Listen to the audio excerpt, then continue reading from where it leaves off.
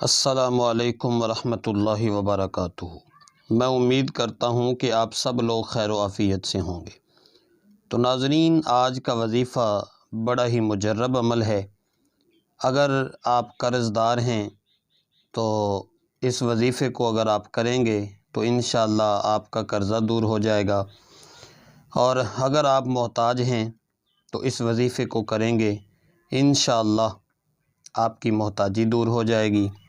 اگر آپ پریشان ہیں تو اس وظیفے کو کریں گے انشاءاللہ آپ کی پریشانی دور ہو جائے گی۔ اگر آپ مصیبت زدہ ہیں تو اس وظیفے کو دل لگا کے کریں گے تو آپ کی مصیبت جو ہے وہ اللہ کے فضل و کرم سے دور ہو جائے گی۔ تو وظیفہ جو ہے وہ سورہ فاتحہ کا وظیفہ ہے۔ تو آپ نے سورہ فاتحہ کو سر کے درد کے لیے ماتھے پر ہاتھ رکھ کر پڑھنا ہے۔ اول و آخر درود شریف اور دم کرنا ہے۔ تمام درد سر اور درد شقیقہ کے درد کو مفید ہے۔ 3 دن ایسا کریں انشاءاللہ رحمت ہو جائے گی۔ پیٹ کے درد کے لیے نمک پر دم کر کے دیں۔ درد والا مریض نمک کو تھوڑا تھوڑا چکھا کرے۔ بخار اور درجہ حرارت کے لیے 7 بار پانی پر دم کر کے پلائیں، انشاءاللہ مفید ہوگا۔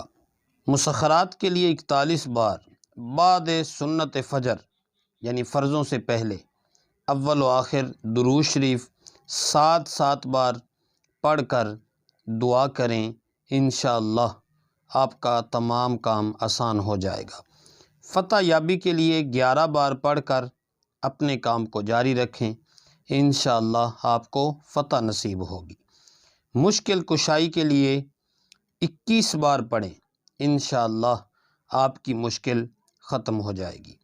اگر زوجین کے درمیان محبت نہیں تو 21 بار کسی شرینی وغیرہ پر پڑھ کر چند ایام تک زوجین کو کھلا دیں تو آپس میں محبت پیدا ہو جائے گی۔ جس کو محبت ہے وہ دوسرے بے محبت پر بسم اللہ کے ساتھ 3 بار پڑھ کر دم کرتا رہے، اس کو محبت ہو جائے گی۔ اول و آخر درود شریف ہر کام کے ساتھ پڑھیں، اور سورہ فاتحہ ہر دکھ کی دوا ہے۔